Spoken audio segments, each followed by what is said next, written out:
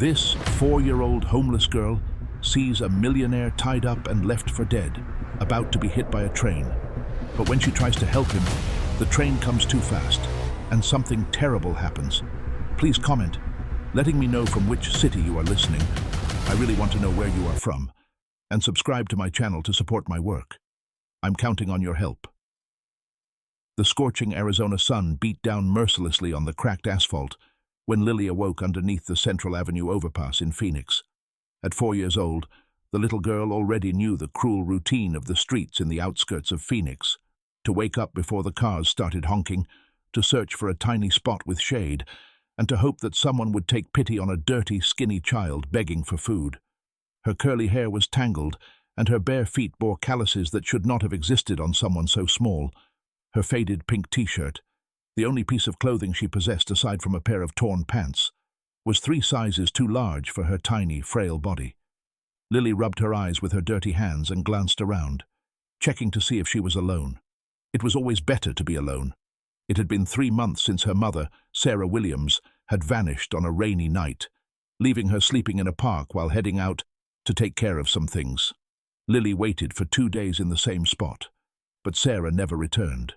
Since then, the little girl had learned to survive with the sporadic help of older homeless individuals and the occasional charity of hurried passers-by. A sharp hunger gnawed intensely at her stomach as she slowly and unsteadily pushed herself up. Yesterday, she had managed to get only a piece of stale bread and a cup of water from a downtown diner. Today she would need to try her luck again. But first, she decided to explore an area she hadn't yet discovered: the abandoned tracks of the old railway line that cut through the city. Lily walked for almost an hour under the relentless sun until she reached the rusted tracks. The place was isolated, surrounded by tall weeds and some trees that offered welcome shade. She sat on a stone to rest her aching feet when she heard a strange noise coming from the opposite direction, a metallic sound, as if something heavy was being dragged along the tracks. Her childlike curiosity was stronger than her fear, and Lily hid behind a tree to observe. What she saw left her paralyzed with terror.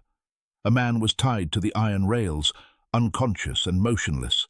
He wore a dark suit that contrasted with the rust of the tracks, and his grey hair was disheveled. Lily didn't fully understand what was happening, but some primitive instinct told her that this was wrong, terribly wrong. It was then that she heard another sound that made her heart race: the distant whistle of a freight train. It was still far away, but it was approaching rapidly along the tracks. The unconscious man had no way of knowing what was about to happen. Lily darted out from behind the tree, her small feet pounding against the loose stones between the tracks. She shouted with her thin voice, "Mister! Wake up, mister! A train is coming!" The whistle grew louder and louder, echoing through the warm morning. Lily stumbled over a loose stone and fell hard, feeling a searing pain radiate from her left leg. She cried out in pain but continued screaming and waving her arms in the man's direction. David Peterson, a 52-year-old businessman, slowly regained consciousness with a terrible headache. His vision was blurry, and he had a metallic taste in his mouth. It took him a few seconds to realize where he was and to comprehend the imminent danger. The sound of the approaching freight train caused all the adrenaline to surge through his veins. With desperate movements, he managed to loosen the ropes that bound him to the tracks.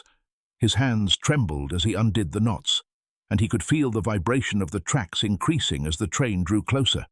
With one final violent pull, he freed himself and rolled away from the tracks just seconds before the train passed like a hurricane of metal and speed. David lay on the grass, breathing heavily, his heart pounding so hard it felt like it wanted to burst from his chest. He was alive by a matter of seconds.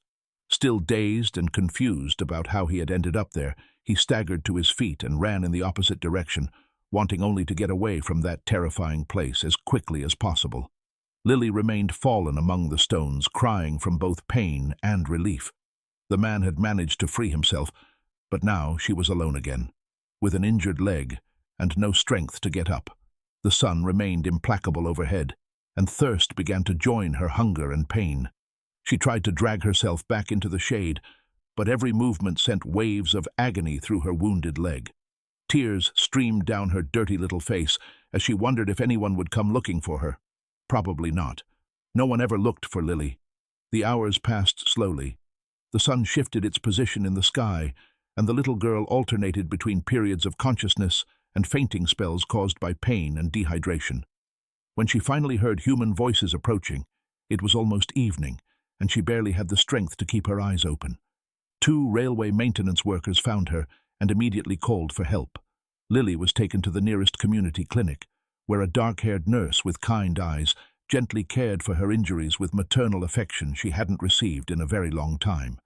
But neither David nor Lily knew that their lives had intersected at that terrible moment, and that this encounter would completely change both their destinies forever. 3 days had passed since the incident on the tracks, and David Peterson couldn't dislodge those terrifying moments from his mind. Sitting in his air-conditioned office in the Phoenix Business Center, he nervously fiddled with the papers on his desk while attempting to concentrate on the financial reports of the construction company he had managed for over 15 years. His secretary, Martha, a middle-aged woman who had worked with him since he inherited the business after his father's death, entered the room, bringing coffee and wearing a worried expression on her face.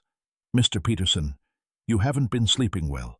You look absolutely dreadful," she said, placing the steaming cup on the mahogany desk. "Don't you want to talk about what happened? Since Monday you've been quite distracted." David sighed deeply. How could he explain that he had woken up tied to train tracks without any recollection of how he got there? How could he recount that someone had attempted to murder him in such a cruel manner? He himself sometimes doubted his own sanity. "Martha, do you happen to know that nurse from the Southside Clinic?" "Maria, if I recall correctly." The secretary raised her eyebrows, taken aback by the sudden change of subject. "Maria Rodriguez. Yes, I know her. A hard-working woman, always taken good care of the community. Why do you ask?" "I need to speak with her. It's about a child who might have been injured in the abandoned tracks area." Martha looked at him with an inquiring gaze, but refrained from asking further questions. In 20 years of employment with the Peterson family, she had learned to respect her employer's privacy. An hour later, David parked his black Toyota Corolla in front of the small clinic that served the city's more disadvantaged area. The place was simple but well kept, with light blue painted walls that already needed a fresh coat of paint. It was bustling, with mothers holding babies in their arms and elderly people awaiting consultations in plastic chairs. Maria Rodriguez was organizing some patient files when she noticed him entering. She was a 38-year-old woman, with practical brown hair tied back in a ponytail and brown eyes that revealed the experience of someone who had witnessed much human suffering. She wore the traditional white lab coat and worn white sneakers from extensive walking through the clinic hallways. "Can I help you?" she inquired, looking with a hint of strangeness at this well-dressed man who clearly did not belong to the neighborhood. "I'm David Peterson. I would like to know if you have treated any injured child in the last few days. A little girl who may have been hurt near the tracks." Maria immediately remembered Lily. How could she forget that tiny, frightened child who had arrived, dehydrated, with an injured leg, and the saddest look she had ever seen in a child? "Why do you wish to know? Is she a relative of yours?" "No, but it's complicated. I was in the area when it happened, and I want to ensure she is okay." The nurse studied him for a few seconds. There was something in this man's voice that sounded genuinely concerned, a real worry she recognized after years of caring for people. "The girl is admitted here. Lily. 4 years old, no identification, no family we could locate. She arrived with a fractured left leg, dehydrated and malnourished." David's heart tightened painfully. A child of only 4 years, alone in the world, injured. "May I see her?" "You need to speak with the social worker first, Brenda Miller. She is handling the case." Brenda was a robust woman of 45, with graying hair and a demeanor that spoke of decades spent dealing with the social adversities of the region. Her small makeshift office in a back room of the clinic was crammed with folders and forms. "Mr. Peterson, I've heard of you. The owner of the construction company, isn't it?" she said, gesturing towards a plastic chair. "What brings you here?" "The girl Lily. I learned she was injured in the tracks area and I would like to help." "Help how?" David hesitated. How could he explain the strange emotion that had overcome him since he learned of the injured child? "To pay for her medical treatment, to ensure she has everything she needs." Brenda observed him with professional suspicion. In 20 years of social work, she had learned to question seemingly altruistic motivations. Lily was abandoned by her mother, Sarah Williams, a few months ago. The woman is a drug addict with a history of child neglect. The child was living on the streets when she was injured. And the father? Unknown. The mother never revealed his identity. Lily is temporarily under state custody. Can I meet her? Brenda guided him through the corridors to a small ward where 3 beds occupied the cramped space. Lily was in the middle bed, her left leg in a cast, looking out the window with a distant expression that tragically contrasted with her age. When she saw David enter, her eyes widened slightly. There was something familiar about that tall man with gray hair, but she couldn't pinpoint the memory amidst the confusion of the recent days. "Hi, Lily," he said softly, approaching slowly. "How are you feeling?" The girl studied him in silence for a few seconds before responding with her small voice. "It hurts a little." "Where did you get hurt, sweetie?" "On the train tracks. I fell trying to—" She paused, as if attempting to piece together fragmented memories. "There was a man there. He was in danger." David's blood ran cold. "What kind of danger?" "He was lying on the tracks and the train was coming. I tried to wake him up, but I fell." Lily looked at the cast on her leg. "Did he get out?" David knelt beside the bed, trying to control the emotion that threatened to overwhelm him. This tiny child had risked her own life to try and save him, had injured herself trying to alert him to the danger, and he had fled without even realizing someone had been hurt because of him. "Yes," he managed to say, his voice thick with emotion. "He got out." Lily smiled for the first time since arriving at the clinic, a shy but genuine smile that illuminated her thin face. "That's good. I was worried." Brenda and Maria observed the interaction with growing curiosity. There was a palpable connection between the businessman and the child that they couldn't fully comprehend. "Lily," David said gently, "would you like me to take care of you while your leg heals? I have a big house, with a yard where you could play once you're better." The girl's eyes shone with cautious hope. "Really?" "Really, but only if you want to." Lily looked at Maria, who had become her reference for security in the past few days, as if seeking approval. The nurse nodded with an encouraging smile. "I want to," Lily whispered. Brenda intervened. "Mr. Peterson, there are legal procedures to follow. We cannot simply hand over a child under state custody to just anyone." "I understand. I will do everything the correct way. I will hire the best lawyers, go through all the necessary evaluations." That night, David returned to his empty house, the same house where he had lived 25 happy years of marriage with Emily until he lost her in a car accident 2 years ago. For the first time since his wife's death, he felt a renewed purpose, a reason to wake up in the morning beyond his business. But while he planned the next steps to legally care for Lily, he had no idea that his decision would awaken dangerous forces that had tried to eliminate him once and would not hesitate to try again. Frank Peterson almost spilled his coffee when his older brother told him about the adoption plans during breakfast at the construction company's headquarters. At 48, Frank had dedicated his entire adult life to managing the family business and had always prided himself on being the more practical and rational of the 2 brothers. "David, have you completely lost your mind?" Frank exploded, abruptly rising from his leather chair. "A street child? You don't even know this girl's past." "She's 4 years old, Frank. What dark past could a 4-year-old child possibly have? Her mother's a drug addict. You know how these things work. Today you adopt the child. Tomorrow the whole family shows up wanting money, causing a scandal, damaging our reputation." David sighed, watching his younger brother pace back and forth in the luxurious office.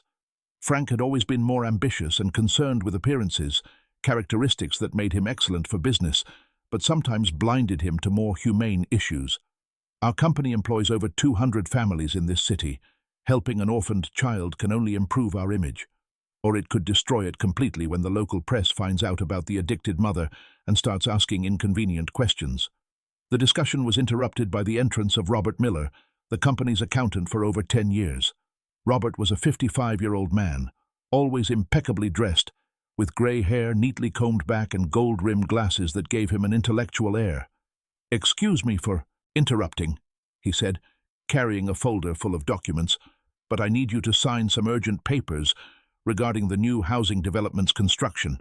Frank was still visibly agitated.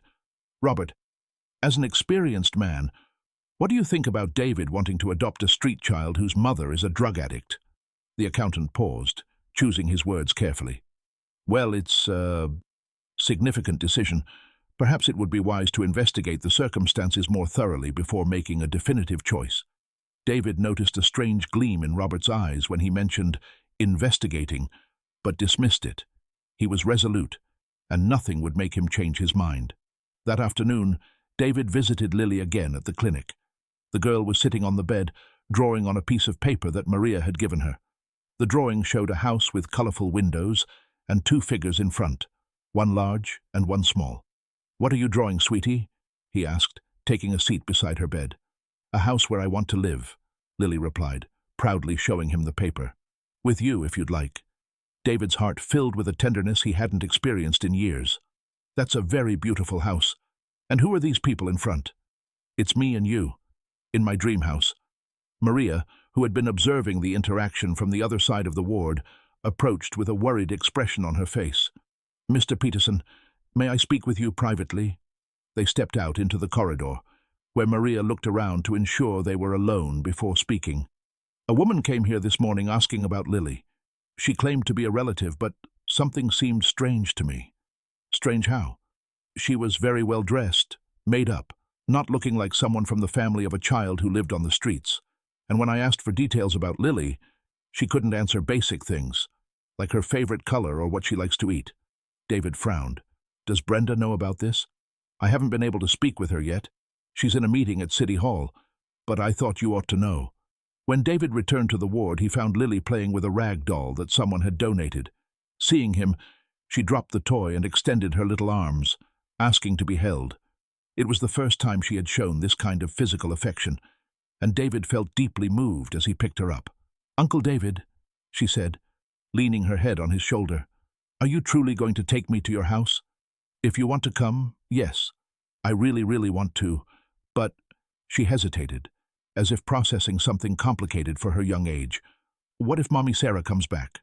Would you like her to come back?" Lily remained silent for a long time, nervously fiddling with the buttons on his shirt. "She used to get mad at me sometimes, and she'd leave and abandon me. You won't leave me alone, right?" "I will never leave you alone, I promise." 2 weeks later, with all temporary papers signed and the initial evaluations approved, Lily finally left the clinic to live with David. Brenda had secured a provisional court order, while the adoption process followed its legal course. David's house was located in an upscale neighborhood of Phoenix, on a tree-lined street where large houses with meticulously kept gardens predominated. It was a single-story modern structure, with 3 bedrooms, a spacious living room, and a big backyard that had not seen children in many years. Lily was enchanted by everything. She ran through the entire house, still limping slightly due to her fractured leg, exploring every room with the natural curiosity of a child. The bedroom David had prepared for her had light pink walls, a new bed with colorful sheets, and a bookshelf filled with children's books and toys.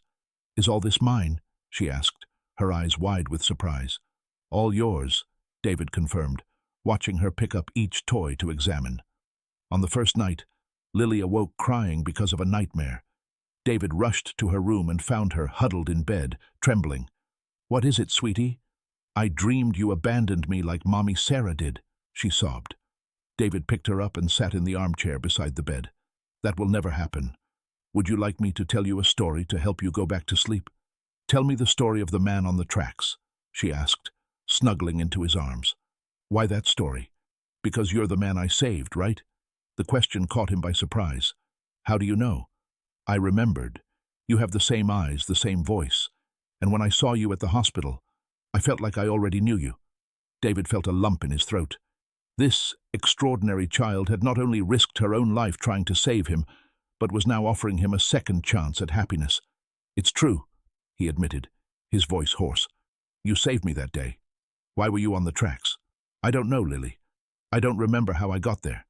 The girl looked at him with her large, wise eyes. "There are bad people who hurt other people. I've seen it before." "Where did you see that?" But Lily had already fallen asleep again in his arms, leaving David with more questions than answers about who had tried to kill him and why. The next day he received a call that would change everything. Brenda was clearly agitated on the other end of the line. "Mr. Peterson, I need to speak with you urgently. It's about Lily's mother. Sarah Williams has reappeared." David left Lily playing in the backyard under Martha's care and rushed to the clinic. His heart pounded as he drove through the streets of Phoenix, imagining 1,000 different scenarios. Sarah had disappeared for months, abandoning her own daughter, and now she reappeared just when Lily was adapting to a new, secure life. Brenda awaited him in her small office, accompanied by a woman he presumed to be Sarah Williams. The transformation was striking. Well-cut blonde hair, clean, good-quality clothes, manicured nails, impeccable makeup. Nothing suggested the description of a drug addict who had abandoned her daughter on the streets. "Mr. Peterson," Brenda said, clearly tense, "this is Sarah Williams, Lily's biological mother." Sarah stood up, extending her hand with a smile that didn't quite reach her eyes. "Nice to meet you. I hear you've been taking good care of my daughter." "Where have you been all these months?" David asked directly, refusing the handshake. "Undergoing treatment for drug addiction at a clinic in Tucson. I've been clean for 3 months, and now I want my daughter back." Brenda nervously flipped through some papers. "Sarah has brought documents from the rehabilitation clinic, but there are some inconsistencies I need to investigate further." "What kind of inconsistencies?" David asked. "The treatment period doesn't exactly match the time Lily was on the streets, and some details in the documents are unusual." Sarah fidgeted in her chair. "Look, I know I made mistakes, but I'm her mother. I have rights, and I'm not going to let some stranger steal my daughter from me." The word "steal" hit David like a slap. "I'm not stealing anyone. I'm taking care of a child who was abandoned and injured." "How convenient, isn't it?" Sarah retorted, her veneer of civility beginning to crack. "A rich man with no children finds a little orphaned girl and offers to help. What a touching story, truly." "What are you implying?" "I'm saying I know men like you, who have a liking for little vulnerable girls." Brenda slammed her hand on the table. "Enough. Sarah, if you continue with these baseless accusations, I will ask you to leave immediately." David felt a wave of nausea. The insinuation was so vile, so unjust, that for a moment he was completely speechless. "How dare you?" "I dare because I'm her mother," Sarah screamed, completely losing control. "And I won't let you buy my daughter." At that moment, the door opened, and Maria rushed in, breathless. "Brenda, I'm sorry to interrupt, but it's urgent. Lily is gone." David's blood ran cold. "What do you mean, gone?" "Your secretary called, frantic. Said Lily was playing in the backyard. She went inside to get a glass of water, and when she came back, the girl wasn't there anymore." David was already getting up when Sarah grabbed his arm. "Where is my daughter?" "I don't know," he exploded, shaking her off. "I need to go find her." Everyone rushed to David's house, where they found Martha sobbing in the backyard. "I swear it was only a minute. She was right there playing with her dolls. I just went to get water." Frank was already there, coordinating an impromptu search with some construction company employees. "David, we've searched the entire neighborhood. The girl simply vanished." "Did you call the police?" "They're already on their way." Sarah watched everything with a strange expression, a mixture of concern and something David couldn't quite identify. "Don't you know where she might have gone?" "She's 4 years old," David cried, frustration boiling over. "Where would a 4-year-old go alone?" It was Maria who had the first clue. "The tracks. She always talks about the day she got hurt there. Maybe she went back." David ran out without waiting for the others, driving like a maniac to the abandoned tracks. The sun was setting, painting the sky orange, and shadows were beginning to form among the vegetation. He found Lily sitting exactly where she had gotten hurt weeks ago, clutching the rag doll she had brought from the hospital. She wasn't crying, but she had a lost expression, as if trying to comprehend something far too complicated for her tender age. "Lily!" he shouted, running towards her. She looked up, and he saw silent tears streaming down her face. "Uncle David, why did you run away? I was worried sick about you. The lady who was at your house. She's my mom, right?" David knelt beside her, choosing his words carefully. "Yes, she is. Is she going to take me away?" "I don't know, sweetie. It's complicated." Lily looked at him with those big, sad eyes. "I remembered her today. I remembered why she used to leave me alone. Why? She used to sell things to strange men. And sometimes," the girl's voice became almost inaudible, "sometimes she would take me with her." David felt the world spin. "What do you mean, Lily?" "The men would give her money, and she'd let them touch me. I didn't like it. It hurt, and I would cry, but she said it was for our own good." The revelation hit David like a lightning bolt. That innocent child had suffered unimaginable abuses, and now the person responsible for that horror wanted to take her back. "Lily, you are never going to go through that again. I promise you. But she's my mother. All children have to live with their mothers, right? Not when a mother does terrible things to them." At that moment they heard voices approaching. It was Brenda, accompanied by 2 police officers, who had followed the same line of reasoning about the tracks. "Thank goodness you found her," Brenda said, out of breath. "Sarah is frantic with worry. Brenda, I need to speak with you urgently. Lily has told me things that change everything." That night, after a careful and sensitive statement from Lily, facilitated by a child psychologist, the legal situation shifted dramatically. The revelations about the abuses the girl had endured made her return to Sarah absolutely unthinkable. But when they went to locate the biological mother to inform her of the decision, they discovered she had disappeared again, leaving only a note at the hotel where she was staying. "This is not over." David hugged Lily in his lap that night, feeling the immense weight of the responsibility he had undertaken. It wasn't just an adoption, it was a battle to protect a traumatized child from forces he still didn't fully comprehend. "Uncle David," Lily murmured, already sleepy, "do you remember that man in the blue cap I saw running from the tracks? I remember you mentioned him, yes. I think I saw him again today, when I was coming home." David's blood ran cold once more. "Where did you see him?" But Lily had already drifted off to sleep, leaving him with yet another piece of a dangerous puzzle that seemed to grow more complex each passing day. The next morning brought a tense calm to David's house. Lily played in the backyard with her new toys, but he couldn't help but notice she constantly looked over her shoulder as if expecting someone to appear at any moment. The account of the man in the blue cap wouldn't leave his mind, and he had spent the entire night pondering its implications. Frank arrived early, bringing coffee from the bakery and a worried expression he couldn't conceal. "David, we desperately need to discuss this entire situation. If you've come to try and persuade me to abandon the adoption—" "No, it's not that at all." Frank paused, meticulously choosing his words. "I hired a private investigator to look into Sarah Williams." David frowned. "Why would you do that?" "Because something simply doesn't add up in this whole story. A drug addict who abandons her daughter suddenly reappears, impeccably dressed, with money to stay in a hotel, and with documents from an expensive rehabilitation clinic. And what exactly did he discover?" Frank opened a folder and spread several photographs across the kitchen table. Sarah Williams was indeed admitted to a clinic in Tucson, but only for 15 days. The rest of the time she claimed to be there. She was actually in Phoenix, staying at a downtown hotel. Hosted by whom? Ah, that's the truly interesting part. Her expenses were paid for by an accounting firm, Miller and Associates. The name hit David like a physical blow. "Robert?" "The very same. Our dear accountant has been covering Sarah's expenses for the past 2 months. David sank heavily into a chair, processing the astonishing information. "But why would Robert do something like that?" "That, my brother, is the million-dollar question, isn't it?" At that moment, Lily burst in through the back door, carrying a vibrant yellow flower she had picked in the garden. "Uncle David, this is for you. Thank you, Princess. It's truly beautiful." He picked her up, feeling her tremble slightly in his arms.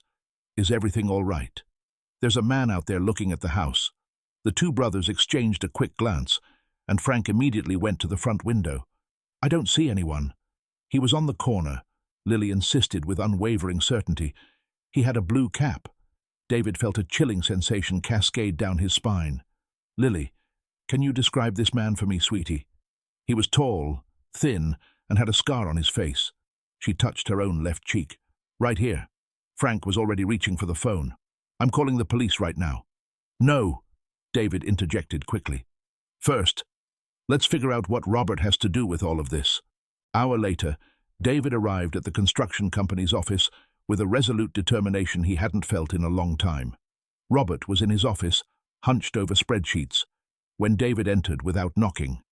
"Robert, I need to speak with you immediately." The accountant looked up, and David was certain he saw a fleeting glimpse of nervousness in his expression. "Of course, David. What can I do for you today?" "You can explain to me why you are paying Sarah Williams's expenses." Robert visibly paled, his complexion draining of color. How did you come to know about that?"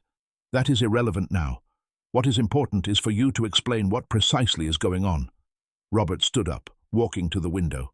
For several tense seconds he remained silent, as if carefully weighing his limited options. "It's terribly complicated, David." "Then simplify it for me, Robert." "Sarah approached me 2 months ago. She claimed to know things that could severely damage the company." "What kind of things?" Robert took a deep, shaky breath. "Irregularities in the spreadsheets from the past few years, some accounts that don't quite balance, some taxes that were creatively optimized, shall we say." David felt the world tilt around him. "Are you telling me there are serious problems with the company's accounting?" "Minor inconsistencies, actually. Nothing that couldn't be explained away, or eventually corrected without too much trouble." "And how did Sarah discover this?" "She used to work cleaning in various offices around the city. She had access to documents. She knew precisely where to look." "So she's been blackmailing you?" Robert returned to his chair, looking utterly defeated, his shoulders slumped. "Yes. In exchange for her silence, she demanded that I assist her in regaining custody of her daughter." "Why does she want Lily back? She abandoned the child for months." "It's not truly her who wants the girl, David. There are other individuals interested." David's blood ran cold. "What other individuals?" "Men who paid her to exploit the child. When Lily disappeared from the streets, they lost their access. Now they want her back under Sarah's control." The revelation was like a brutal punch to the gut. David had to brace himself against the desk to prevent himself from collapsing. "Are you telling me there's a deeply disturbing network of pedophiles behind all of this? And they are aware that you have become a significant obstacle to their plans? Is that why they tried to kill me on the tracks?" Robert hesitated for a long moment before answering. "Yes. When they discovered you were attempting to adopt Lily, they decided they needed to eliminate you permanently." "And you knew about this?" "No. I swear to you I had no idea about that. When I learned of what had transpired on the tracks, I was utterly terrified. I never ever imagined it would escalate to such an extreme point." David stood up abruptly, a white-hot rage, replacing his initial shock. "How many years in prison do you think you'll receive as an accomplice, Robert?" "David, please. You must understand. They threatened me. I have a family, children. If I didn't cooperate with them..." "So, you chose to sacrifice a 4-year-old child to protect your own family?" Tears began to stream down Robert's face, his composure completely shattered. "I know it was wrong, but I was desperate, and I thought perhaps you'd give up on the adoption if things became too complicated." "Who are these men, Robert? I need their names, all of them." "I cannot give you names. They would kill me, David. And you truly believe that I won't hand you over to the police anyway?" At that very moment, the office phone rang. Robert answered with visibly trembling hands. "Miller and Associates. Yes, he is here. I understand." He hung up and looked at David with an expression of pure, unadulterated terror. "They know you are here, and they know exactly where Lily is." David was already sprinting for the door when his cell phone rang. It was Frank, and his voice was laden with raw panic. "David, get back home now, this instant. Lily's gone again, and this time there are unmistakable signs of a struggle in the backyard." The call disconnected abruptly, and David ran out of the office, leaving Robert alone with his tears and his overwhelming guilt. As he rushed towards his car, a single, unwavering certainty hammered in his mind. Whatever unfolded next, he would not permit those monsters to lay their hands on Lily ever again. David drove like a man possessed through the streets of Phoenix, blowing through red lights and honking desperately for other cars to get out of his path. His heart beat so violently it felt as though it might burst from his chest. Lily had vanished again, and this time there were disturbing signs of a struggle. When he arrived home, he was met with a scene that confirmed his deepest fears. Frank was conversing with 2 police officers in the backyard, pointing to clear marks in the dirt that indicated someone had been dragged. Lily's toys were strewn across the ground, and a doll with a torn arm lay discarded near the fence. "What exactly happened?" David demanded, still breathless. "Martha was in the kitchen preparing lunch," Frank explained, his voice tight. "She heard Lily scream, and when she ran out, she saw a man jumping the back fence with her in his arms." "Did she manage to see his face?" "Thin, tall, wearing a blue cap. The very same description Lily gave us earlier." Sergeant Johnson, an experienced police officer who had known the Peterson family for years, approached with a grave expression. "Mr. Peterson, I need you to tell me everything about this adoption. There's clearly information you're not sharing with us." David looked at Frank, who nodded almost imperceptibly. It was time to tell the truth, even if it placed them in even greater jeopardy. "Sergeant," David began, his voice firm, "there's a group of men who used Lily for sexual abuse when she lived with her biological mother. They want the girl back." The officer's face hardened with grim determination. "Why was this not reported to us sooner?" "Because we only discovered the full extent of it very recently, Sergeant, and because they've already tried to kill me once." "What do you mean by that?" David recounted the incident on the tracks, the disturbing connection with Robert, the blackmail, and the explicit threats. The sergeant meticulously wrote everything down in his notepad, asking specific questions and requesting details that David hadn't even considered important until then. "We're going to need to speak with this accountant. Where is he now?" "At the construction company's office." But when they arrived there, they found only Martha, the secretary, who had just returned to retrieve some overlooked documents. "Robert ran out about 20 minutes ago," she explained, her voice trembling. "He took a folder full of papers and said he was leaving town." "Where did he go?" "He didn't say, but he was extremely nervous, sweating profusely." Sergeant Johnson immediately radioed in, providing Robert's description to all patrol cars in the city. "He is our only substantial lead to finding the girl."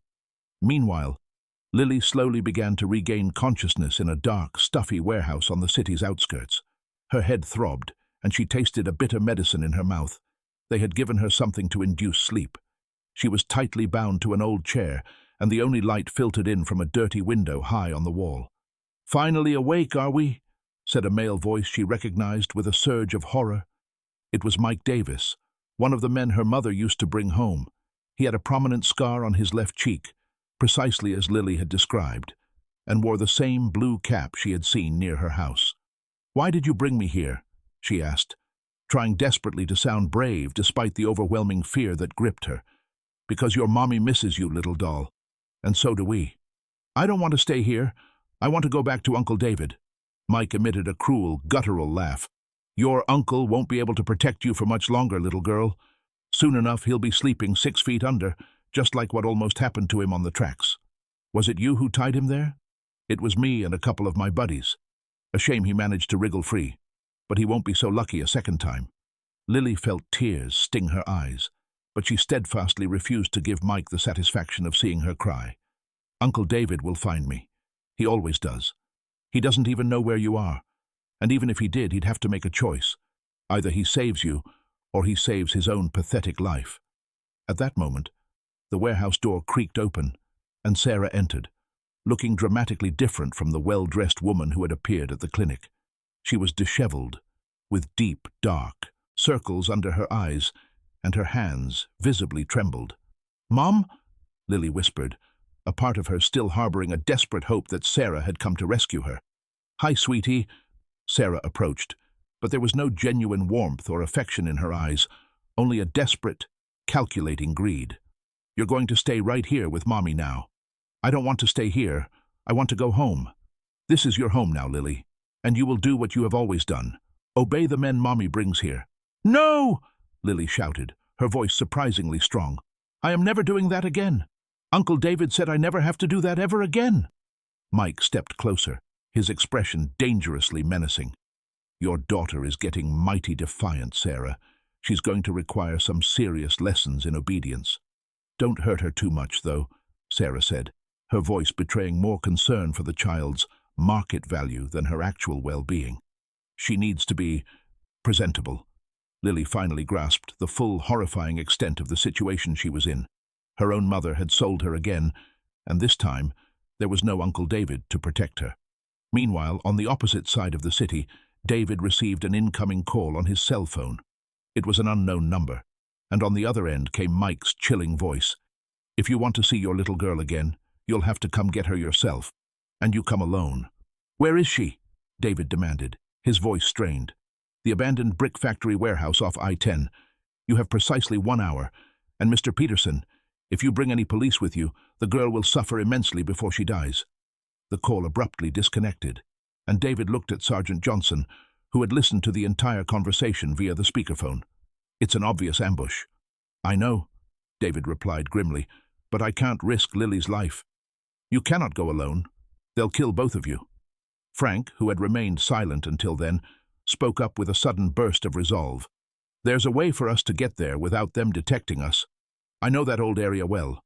Our company has done work around there before. What's your plan, Frank? David asked, clinging to the smallest shred of hope. David goes by the main road, just as they instructed, but we'll cut through the woods behind the warehouse. If we're lucky, we can create a diversion. The sergeant nodded, his expression serious. It's a high-risk plan, but it might just work. I'll take 2 men with me. David glanced at his watch.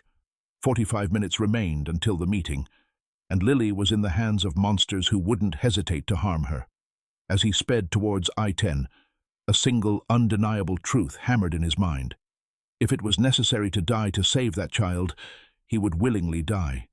Lily had become much more than an adopted daughter. She was his chance for redemption, his ultimate opportunity to do something truly meaningful in his life. The abandoned brick factory warehouse loomed like a sinister shadow against the orange evening sky. David parked his car on the dirt road and walked slowly towards the dilapidated building, his hands damp with sweat despite the diminishing heat. Inside the warehouse, Lily was seated on the cold concrete floor, still bound, but now Sarah had positioned herself protectively behind her, like a human shield. Mike paced nervously back and forth, constantly checking his phone and peering anxiously out the dirty window. "He's coming," Mike announced, a cruel smirk on his face. "Alone, just as I commanded." "Are you certain there aren't any hidden police?" Sarah asked, her voice betraying a hint of nervousness she couldn't completely mask. "If there are, the girl dies first. It's that simple." Lily looked at her biological mother with a mixture of profound sadness and undisguised contempt that was heart-wrenching to witness in someone so young. "Why do you do this to me, Mom? Why won't you just let me be happy? Happiness doesn't pay for anything," Sarah replied coldly, her gaze devoid of emotion. "And you have always been my most profitable source of income. I was only 4 years old when it started. I was just a baby. Babies need to eat too." The conversation was abruptly interrupted by the sound of approaching footsteps. David appeared at the warehouse entrance, his hands raised in a gesture to show he was unarmed. "Lily!" he cried out, his voice filled with overwhelming relief upon seeing her. "Uncle David!" She tried to stand, but the ropes prevented her. "I knew you would find me." Mike pointed a rusty knife directly at David. "Take it easy there, rich boy. Let's have a little chat first." "We have absolutely nothing to discuss, you bastard. Release the girl." "Ah, but we most certainly do. You've become a monumental problem for us, you know. Before everything operated smoothly, Sarah would bring the girl, we'd pay her, everyone was perfectly content. Everyone except a child who was being brutally abused. The child ate. She had a place to sleep. More than many others out there have, I assure you." David felt an unprecedented surge of rage, so intense that he had to exert every fiber of his being to prevent himself from lunging at the man immediately. "How much do you want? Name your price." "Oh, it's not simply a matter of money anymore, no. It's a matter of principle. You stuck your nose where it most certainly did not belong."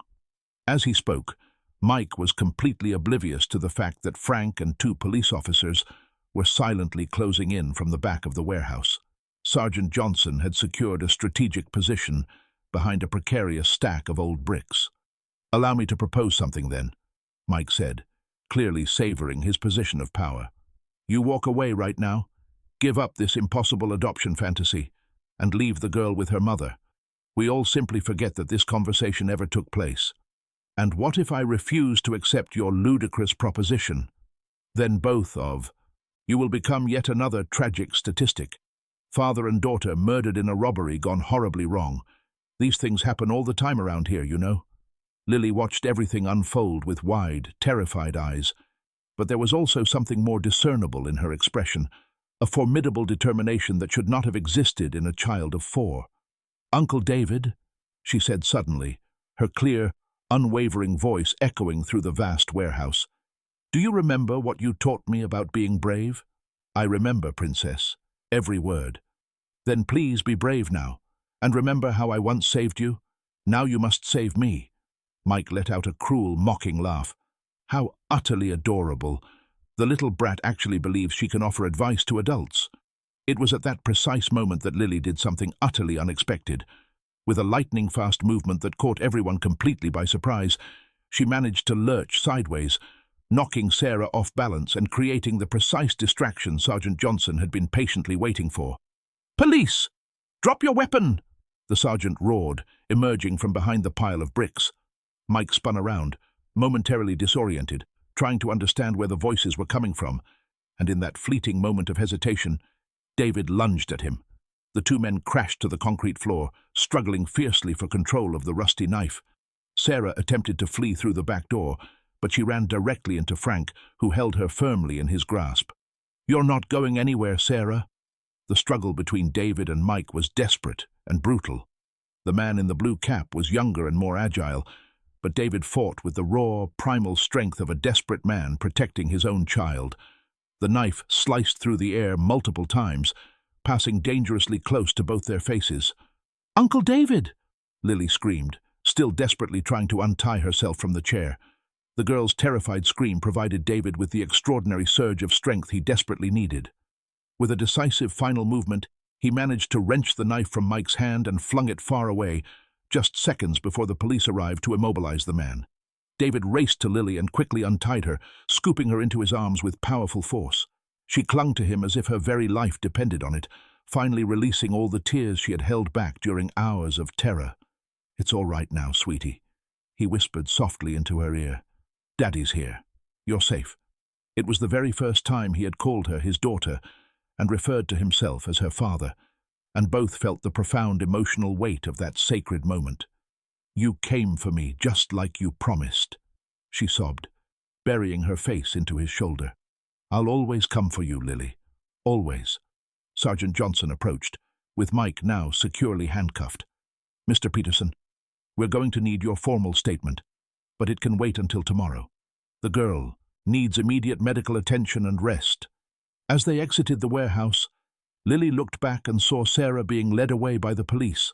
For a brief moment, their eyes met, and there was a silent, unspoken communication between mother and daughter, not of love, but of a final, stark understanding that their paths were now diverging forever. "She won't bother me anymore?" Lily asked, her voice small and hopeful. "Never again," David promised, holding her closer. On the way to the hospital, Lily asked a question that caught David completely off guard. "Daddy, when all of this is truly over, can I call you Dad for real? Not just Uncle? You can call me anything you want, Princess. You are my daughter in my heart, always. And you're my dad in my heart too." But as they drove through the fading night over Phoenix, David couldn't help but reflect that despite having captured Mike and Sarah, Robert was still at large, and there were possibly other men deeply involved in the sinister scheme. The fight to protect Lily was far from over, but at least now he knew that she was strong enough to face anything with him by her side. What David didn't imagine was that the most shocking revelation was yet to come, and that he would soon discover that the very people he trusted most held secrets that would completely upend everything yet again.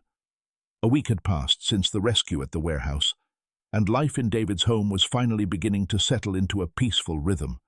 Lily slept soundly through the night, smiled more brightly during the day, and had naturally started calling David Daddy, as if it had always been their custom. Daniel Hayes, the lawyer specializing in family law whom David had hired, arrived one sunny morning with news that seemed almost too good to be true. He was a 40-year-old man with neatly cut hair and glasses that gave him an intellectual air, renowned in Phoenix for his competence and unwavering professional ethics. "David, I have truly excellent news regarding the adoption process," Daniel announced, taking a seat in the living room with a folder brimming with documents. With Sarah now incarcerated and having formally confessed to the abuses, and considering Lily's remarkably favorable psychological evaluation after living in your home, the judge is strongly inclined to fast-track the entire process. "How much time are we talking about, Daniel?" 2, perhaps 3 months at the absolute most. It's exceptionally expeditious for a case of this nature." Lily was playing in the backyard, but she was clearly attempting to eavesdrop on the adults' conversation. David called her inside. "Lily, Mr. Hayes has some very important news for us." She approached the lawyer timidly, still bearing a slight wariness of strangers after all she had endured. "Hi, Lily. Do you remember me? We spoke last week." "I remember. You're the man who's going to make me Daddy's official daughter." Daniel smiled warmly. "Exactly right. And it appears that it will happen very, very soon." Lily's eyes lit up with cautious hope. "Really? For true?" "Indeed, for true. But first, I need to ask you a few questions, if that's all right." During the conversation that ensued, Daniel made meticulous notes about how Lily felt living with David, whether she experienced nightmares, and if she missed anything from her former, difficult life. The little girl's answers were remarkably clear and mature for her age.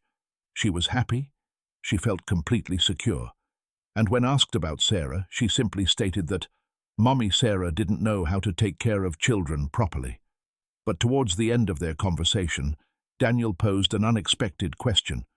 "Lily, do you recall any other man your mother knew, besides Mike, who was arrested?" The girl remained quiet for a moment, as if sifting through painful memories she preferred to forget. There was the man with the gold glasses. David and Daniel exchanged a significant glance. "What was he like?" David inquired. "Older, always wore a nice suit. He spoke very nicely, like you, Doctor." She pointed at Daniel. "But he was mean too inside." "Do you remember his name?"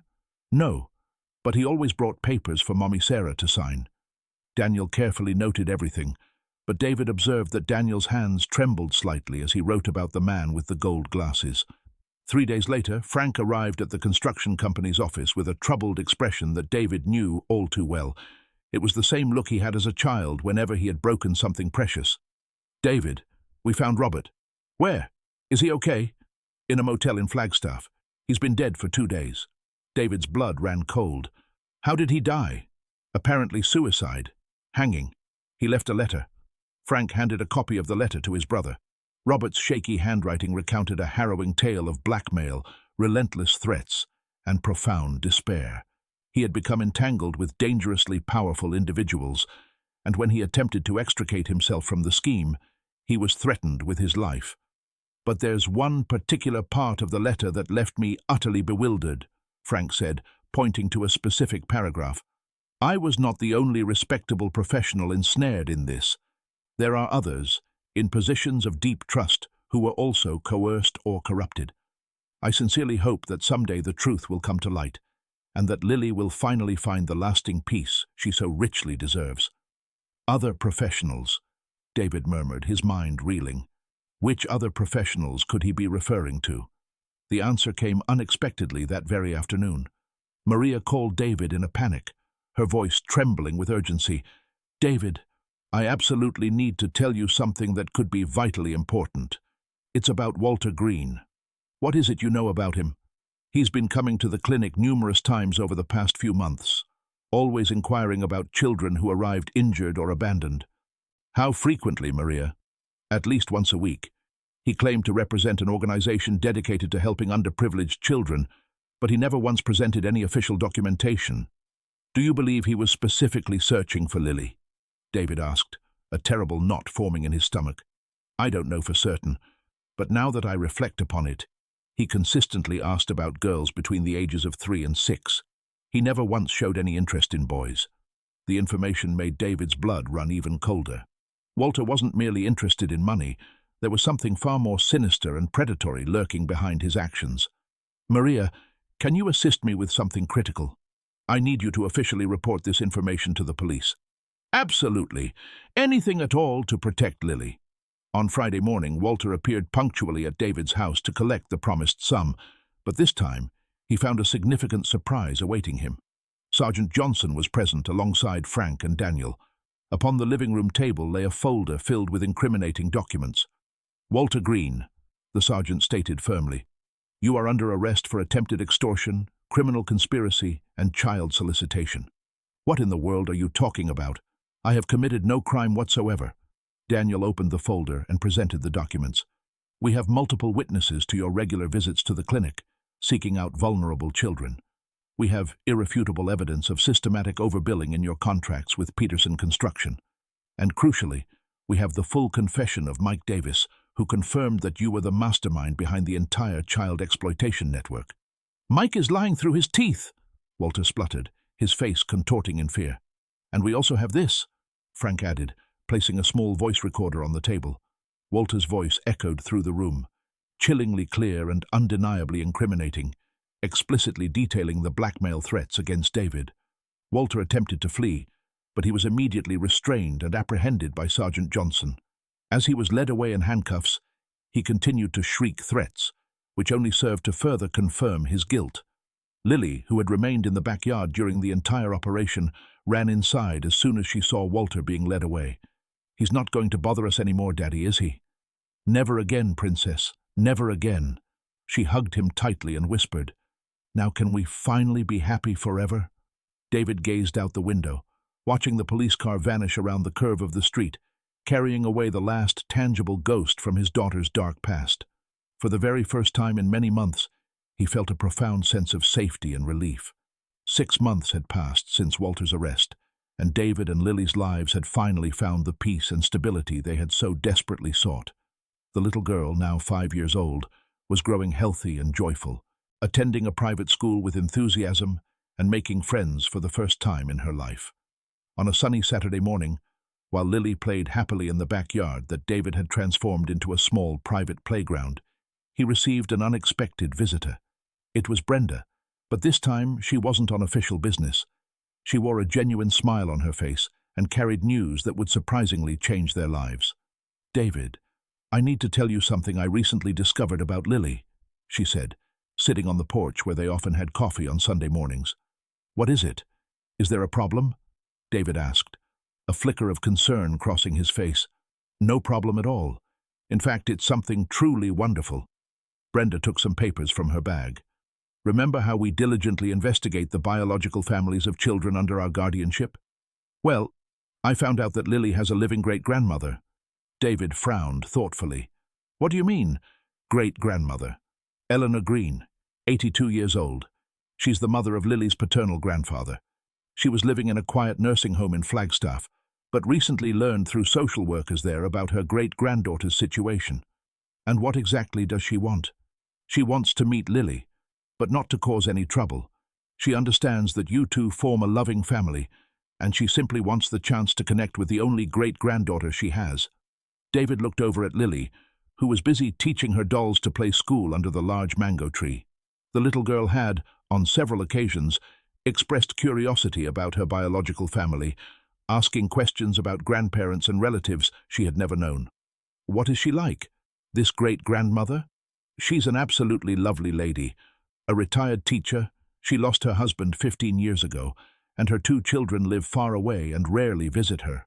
When she learned about Lily, she said she finally had a reason to keep living, a new purpose." "Do you believe it would be good for Lily to meet her?" David asked, seeking Brenda's professional opinion. "I believe every child deserves to know their roots, provided it's within a healthy and supportive environment, and Eleanor seems to be a very special person indeed." That afternoon, David spoke with Lily about the possibility of meeting her great-grandmother. The girl's reaction was a mixture of curiosity and bright excitement. "Is she old like Mrs. Henderson from the bakery?" Lily asked, referring to the kind lady who always gave her treats when they passed by the neighborhood bakery. "Even older, sweetie, 82 years old. And she truly wants to meet me, even knowing that you're my dad now." "Yes, she truly does. She just wants to be a part of your life, not to change anything fundamentally." "Can I meet her then? I've never had a great-grandma before." The following Sunday, David and Lily journeyed to Flagstaff. The nursing home where Eleanor resided was a simple but meticulously cared-for place, with flourishing gardens and a warm, inviting atmosphere that immediately put Lily at ease. Eleanor awaited them in the visiting room, seated in a crocheted armchair, wearing a light blue dress and a pearl necklace that looked like a cherished family heirloom. When she saw Lily, her eyes welled up with tears of pure joy. "My precious little granddaughter," she whispered, extending her frail, trembling arms. Lily approached timidly, but was soon enveloped in a gentle hug that smelled sweetly of talcum powder and genuine grandmotherly affection. "Hi, great-grandma. I'm Lily. I know exactly who you are, my dear. You are just like your great-grandfather when he was a child. The same bright, clever eyes, the same mischievous smile." During the 2 hours they spent together, Eleanor recounted family stories to Lily, showed her ancient photographs, and taught her a lullaby she had sung to every generation of the Green family. Great-grandma, Lily asked, during a lull in their conversation, why isn't Daddy David part of our blood family? But I love him more than all the others. The question deeply touched Eleanor, who looked at David with profound, heartfelt gratitude. Because love has nothing to do with blood, my dear. It has everything to do with care, with protection, and with true affection. And your Daddy David loves you with all his heart. Aren't you sad that he's my dad, and not someone from our family name? I am filled with happiness, because I know that you are with someone who truly makes you happy and keeps you safe. On the journey back to Phoenix, Lily was visibly moved by the heartwarming encounter. Daddy, can I visit Great-grandma again? Of course you can, Princess. Anytime you wish. And can she come to our house too? If she's able to travel, then yes, absolutely. That's wonderful. Now I have a blood family who loves me too. But you're still my favorite dad, you know. David chuckled softly, his heart warmed by the beautiful simplicity with which Lily was able to embrace love without complications. 2 weeks later, on a Thursday morning that began like any other, David received a phone call that would unexpectedly alter their lives once again. It was from the hospital in Flagstaff. Eleanor had taken ill during the night and was admitted in grave condition. Daddy, are we going to see Great-grandma? Lily asked, her voice tinged with worry when she heard the news. Yes, we are, sweetie. But prepare yourself, Princess. She is very, very ill. At the hospital, they found Eleanor in an ICU bed, conscious but visibly weak and frail. When she saw Lily, her eyes lit up one last time with a spark of recognition. My little granddaughter has come to visit me, she whispered with immense difficulty. Great-grandma, are you going to get better? Lily asked, gently holding her great-grandmother's wrinkled hand. I am going to a very special place, my dear, but I want you to know one very important thing. What is it, Great-grandma? You brought such joy to the final months of my life. Meeting you was the most beautiful gift God could have ever given me. Lily began to cry, understanding instinctively that she was saying a final goodbye to her great-grandmother. I love you very much too, and I want you to promise your great-grandma something, little one. I promise. Promise me that you will always be a good girl, that you will study hard, and that you will love your Daddy David as he truly deserves to be loved. I promise. And promise me that you will be happy, even when life gets difficult. I promise, Great-grandma. Eleanor smiled one last peaceful time and then quietly closed her eyes, departing in serenity, knowing that her great-granddaughter was in the safest, most loving hands possible. The funeral was a simple affair, but David was truly surprised to see how many people attended. Former students of Eleanor, staff from the nursing home, old neighbors. Everyone had loving stories about the beloved teacher who had dedicated her life to educating children and who had found a final, profound joy in her great-granddaughter. Daddy, Lily said at the cemetery, placing a single flower on her great-grandmother's coffin. Great-grandma said she's going to watch over me from heaven. Do you believe that, Daddy? Yes, Princess, I absolutely do. So now I have a great-grandma in heaven and a daddy right here on earth. I'm wonderfully protected. David hugged Lily, realizing that the experience of meeting and then losing Eleanor had taught the little girl that it was indeed possible to love without fear, even with the knowledge that sometimes love comes accompanied by goodbyes. That night at home, Lily drew a picture of her family, herself, David, and an angelic figure in the sky that clearly represented her great-grandmother. Now my family truly feels complete, she declared, carefully taping the drawing onto the refrigerator next to the myriad other artistic treasures she regularly created. And for the first time since he had met her, David concurred wholeheartedly. His family truly was complete. A year had passed since Eleanor's departure, and Lily, now 6 years old, was on the cusp of completing her first grade at school. It was a December morning, with the typical Phoenix heat announcing the impending end of the school year, when David decided it was time for a very special conversation with his daughter.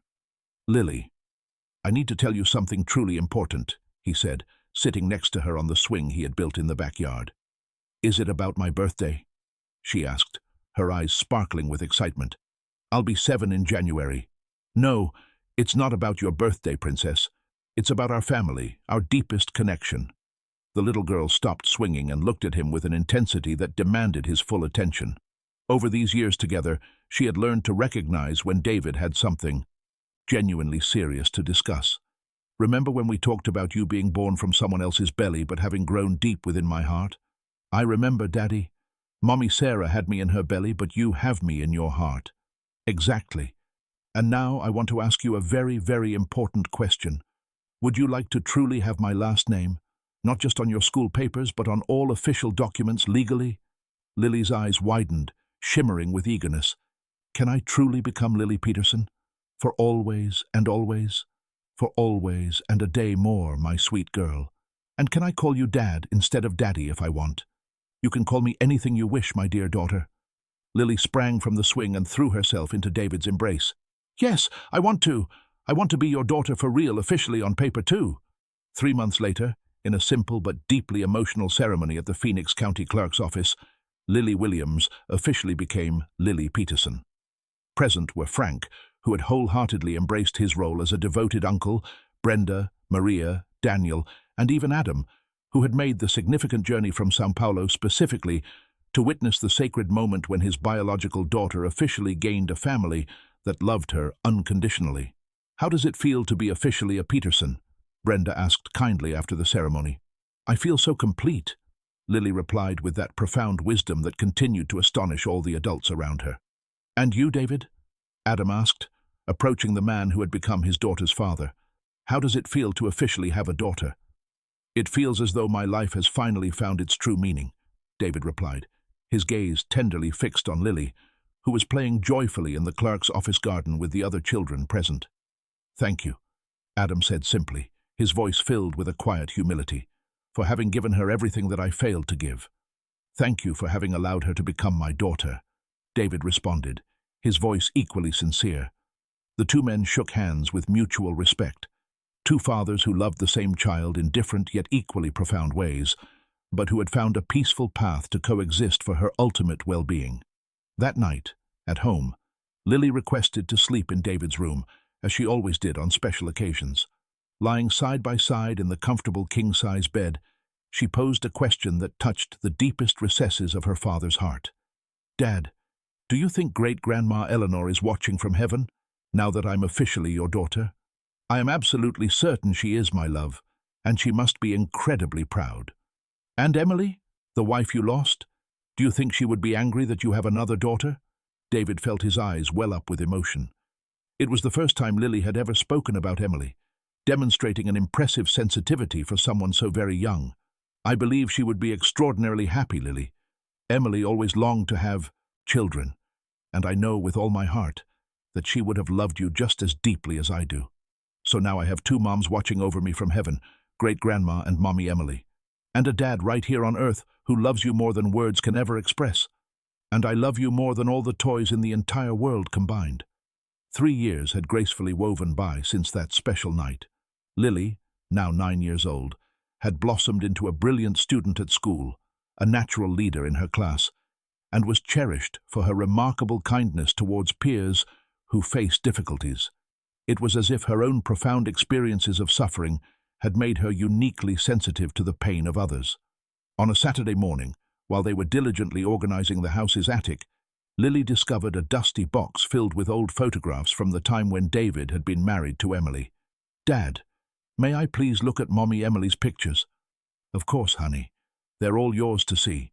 Lily painstakingly examined each image, asking thoughtful questions about the woman who had been her father's first wife. She was so very beautiful, and it looks like you two were incredibly happy together. We truly were, Lily. Do you miss her? Yes, I do, very much. But I've learned that we can hold the love for those who have departed close to our hearts, without failing to love those who are with us now. Like me with great-grandma Eleanor? Precisely like you with great-grandma. Lily continued flipping through the photographs, until one particular image made her pause. Emily was captured in a park, playing with an unfamiliar child. The unmistakable expression of tenderness on her face was clear. She truly loved children, didn't she? She adored them, Lily. She always said she wanted to have many children of her own. So she would have loved me even if I wasn't her own natural daughter. She would have loved you as if you were the greatest gift life could possibly bestow upon her. Lily smiled softly and carefully placed the photograph back into the box. Dad, can I tell you a secret? Of course, my dear. Sometimes, when I'm feeling really sad or scared, I talked to great-grandma, to Mommy Emily, and even to the mom who carried me in her belly. And do you know what they tell me? What do they say, Lily? They tell me that I am the luckiest little girl in the whole wide world to have you as my dad. David hugged Lily tightly, feeling an immense wave of gratitude for every single experience they had shared together. The journey had undeniably begun with profound pain and overwhelming fear, but it had miraculously transformed into the greatest adventure of love in both their lives. Lily, do you remember when we first met on the tracks? I remember, Daddy. I was so tiny, and you were in so much danger. You saved my life that very day, Lily, and you have saved mine every single day since then. Do you know what I've truly discovered throughout all these years? What, Daddy?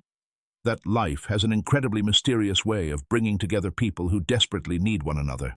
I needed a daughter to bring profound meaning to my life, and you, my sweet Lily, needed a father to protect and cherish you. And it worked out perfectly, didn't it? It worked out absolutely perfectly, my love. That afternoon, father and daughter went for a contemplative walk through the city, passing by the significant places that marked their shared history.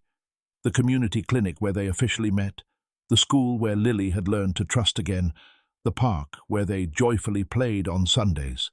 Dad, Lily said, swinging gently on the same playground equipment where she had, years ago, courageously confided in him about the abuses she had suffered. Do you truly believe our story will have a happy ending? I believe our story, my dear daughter, is already a happy ending. Every single day that we spend together is a beautiful happy ending. Then we're going to have so many happy endings. Yes, my love, we're going to have millions of them. As he watched Lily play, radiant with joy and brimming with a newfound security, David reflected upon the extraordinary journey that had brought them to this very moment. An abandoned and abused girl had blossomed into a confident, loving child. A man embittered by profound loss had miraculously rediscovered the powerful purpose of life. And it had all humbly begun with a desperate cry heard from a window on an ordinary afternoon in Phoenix, unwavering proof that sometimes the most beautiful destinies emerge from the most improbable moments, and that true, unconditional love can courageously blossom even in the most arid terrains of human existence. Dad, let's go home now, Lily asked, running gracefully towards him. Yes, my daughter, let's go home. And they walked together, hand in hand, down the tree-lined street that led them back to the warm, loving home they had painstakingly built with boundless love, unwavering patience, and the profound certainty that, no matter what the future might hold, they would face every challenge side by side, as the cherished family they had consciously chosen to be.